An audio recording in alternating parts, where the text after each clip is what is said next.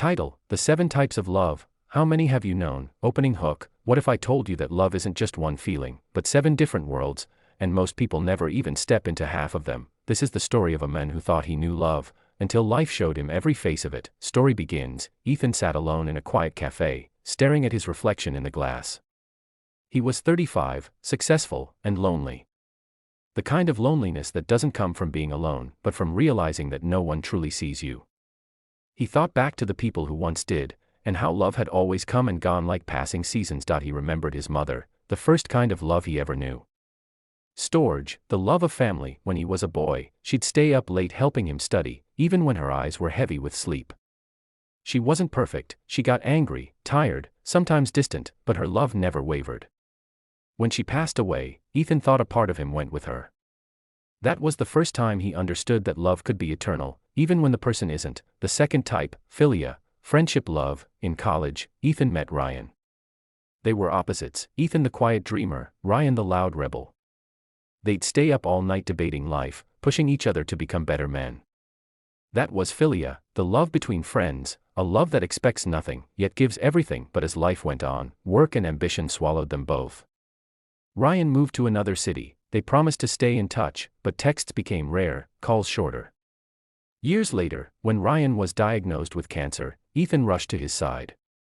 Ryan smiled weakly and said, "You showed up, that's love, man."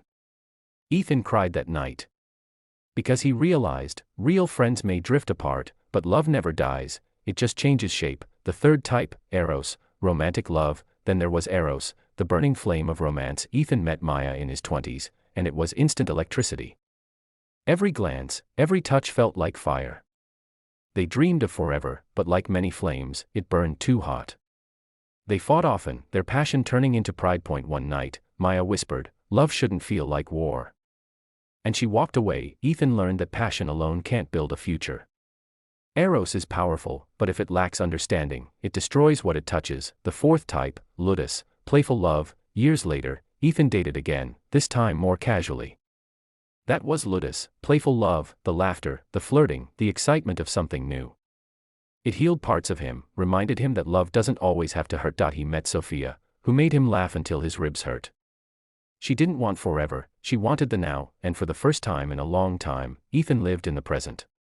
When their paths eventually separated, there were no tears, just gratitude. The fifth type, Pragma, enduring love. When Ethan turned 33, he met Lila. She wasn't the type to make your heart race, but she made your soul rest. That was Pragma, the practical, enduring love that grows stronger with time. She understood his silences. They shared dreams, failures, and quiet dinners, but life tested them. Ethan lost his job, depression followed, and he began to push her away. One night he said, "You deserve better than me." Lila held his face and whispered, "Better doesn't exist. There's just us."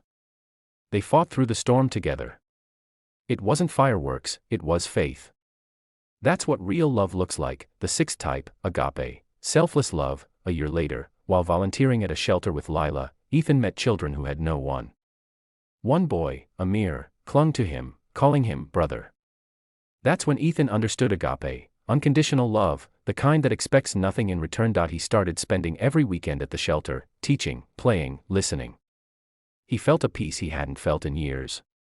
Because Agape isn't about romance or family, it's about giving your heart to the world and asking for nothing back. The seventh type, Philautia, self-love. But the hardest love of all came last. Philautia, self-love. After years of chasing validation, Ethan realized he'd never truly loved himself. He'd carried guilt, regret, and fear like heavy stones. So, he began again. Morning walks, journaling, forgiving himself. He learned that loving yourself isn't vanity, it's the foundation for every other love. You can't pour from an empty cup. One morning, standing at the same cafe window where it all began, Ethan smiled at his reflection.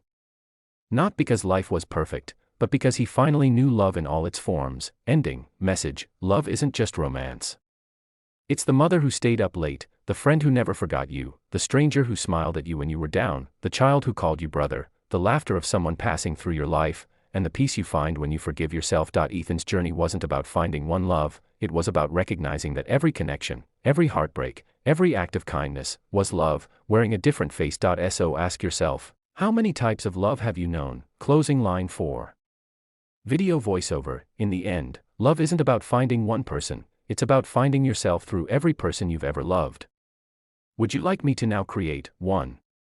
The SEO package, title optimization, description, hashtags, keywords, 2. The AI image prompts for each paragraph, for Midjourney/Leonardo AI, and 3. A thumbnail design prompt for your YouTube video,